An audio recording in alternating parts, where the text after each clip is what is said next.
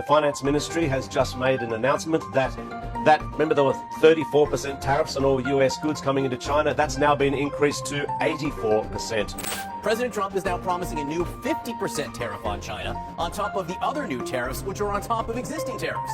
Combined, this would make U.S. tariffs on imports from China a whopping 104%. That includes a 104% tariff on China, which, by the way, has responded this morning by hiking their tariffs on U.S. goods to 84%. That is up from the previous 34%. Let's return to our breaking news now, where China has announced 84% tariffs on American goods coming into China. Trump in panic mode. But this time it's different. On April 9th, President Trump suspended most of the tariffs imposed on America's trading partners for a period of 90 days.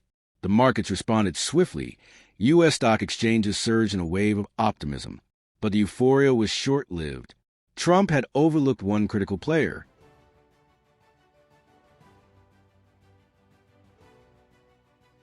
China. Instead of benefiting from the tariff delay, China found itself targeted even more aggressively. The existing 104% tariffs were raised to 125%. In response, Beijing moved with astonishing speed, slapping an 84% tariff on American imports. But China didn't stop there. It has now begun to wield what many experts are calling its final trump card, one that could shake the foundations of global finance.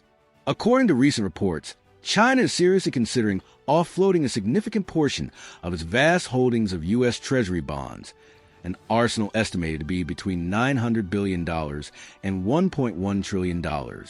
This potential move, described as a trade atomic bomb, has sent shockwaves through Washington, placing the Trump administration in an unmistakable state of alarm. But what does this really mean? Why is China threatening to sell off US bonds? And why are the American financial markets responding with such anxiety? Let's break it down. A financial weapon in disguise. For years, the notion of China selling U.S. bonds was seen as improbable. The two economies were tightly interlinked, and such a drastic move was believed to hurt both parties. But the trade war reignited on April 2nd, 2025, has rewritten the rules. Leaked documents circulating on social media suggest that China's central bank has been instructed to reduce dollar purchases.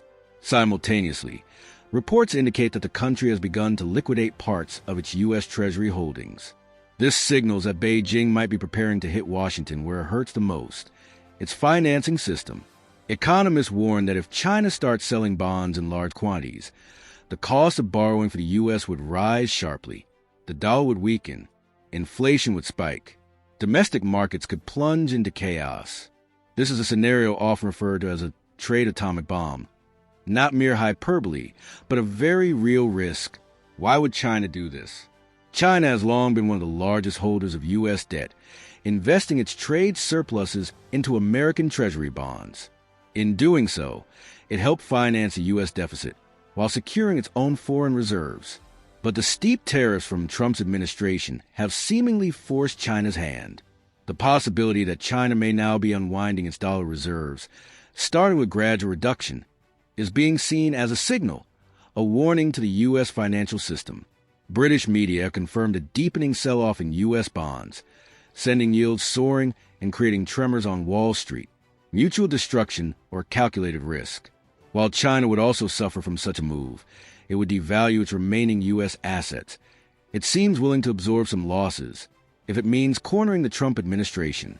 Some experts believe China might not sell all its holdings at once, but may adopt a strategy of incremental selling, enough to disrupt markets and rattle investor confidence, but not enough to entirely collapse the system. This would escalate tensions while retaining a level of control. Meanwhile, Trump's team is sending mixed signals, declaring confidence in winning the trade war while also expressing openness to negotiations. Yet Beijing remains firm. First lower the tariffs, then we'll talk. The larger picture. This economic standoff isn't just about tariffs and trade. It's about reshaping the global financial order. China's reduction in dollar holdings and its push toward alternative systems, like the digital yuan and regional trade in local currencies, indicate a broader plan to reduce dependence on the U.S. financial system.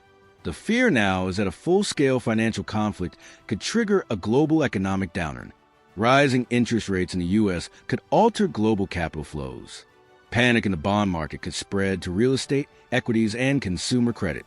Even America's housing market, some analysts warn, could be affected as mortgage rates rise.